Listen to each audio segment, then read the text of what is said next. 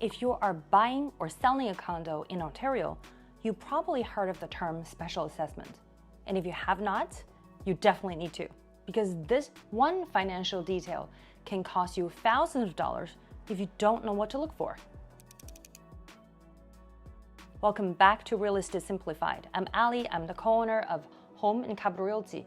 And over the years, we've helped so many clients build lasting wealth through real estate and move into their dream homes.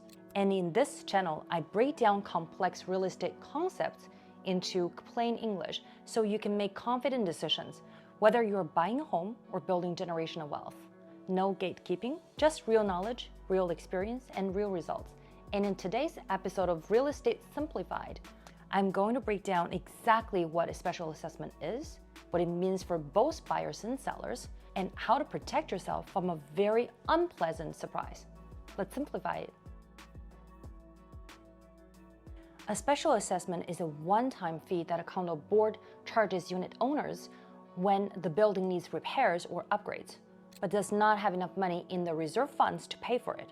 It could be for anything from fixing underground parking, replacing all the windows, redoing the balconies, or covering legal costs the corporation did not see coming.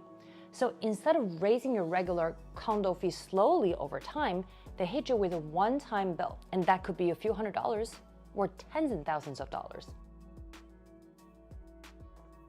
So now, here is where it gets tricky. If you are buying a condo and a special assessment has already been approved but not fully paid off, you might be the one responsible for paying for it after closing. Even worse, some buildings might be talking about a special assessment but has not issued it yet, and that kind of informal discussion might not show up in the documents unless you go digging. This is where buyers can really get blindsided. So, how do you protect yourself? The most important thing you can do is to make your offer conditional on reviewing the status certificate. The status certificate is the legal document that outlines the building's financial health.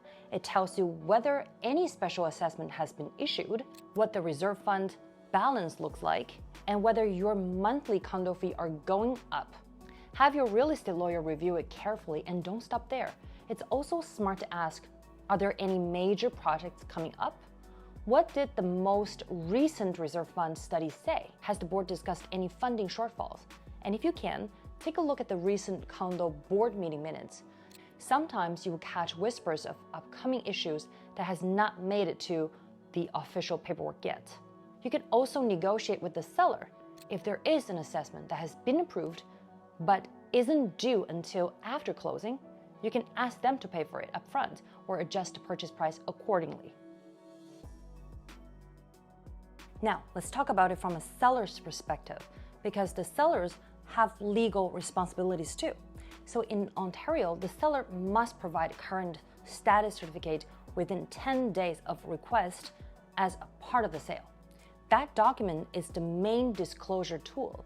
If there is any special assessment that has been passed, it should appear there. But the sellers are not legally required to volunteer informal information. That's why it's on the buyer and their lawyer to ask smart questions.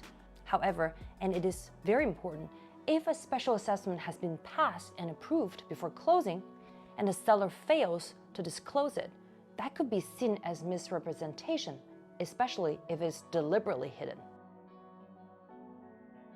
So let's bring it home. If you're a buyer, protect yourself with status certificate review and a good lawyer and the right questions.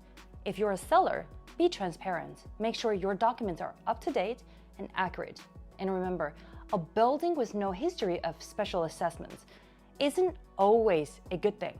Sometimes it means they have been avoiding needed repairs or underfunding their reserve fund, which could lead to an even bigger bill down the road. I hope this simplifies things for you. If you found this helpful, hit that like button and subscribe, and share with somebody who is thinking about buying or selling a condo. We'll see you in the next one.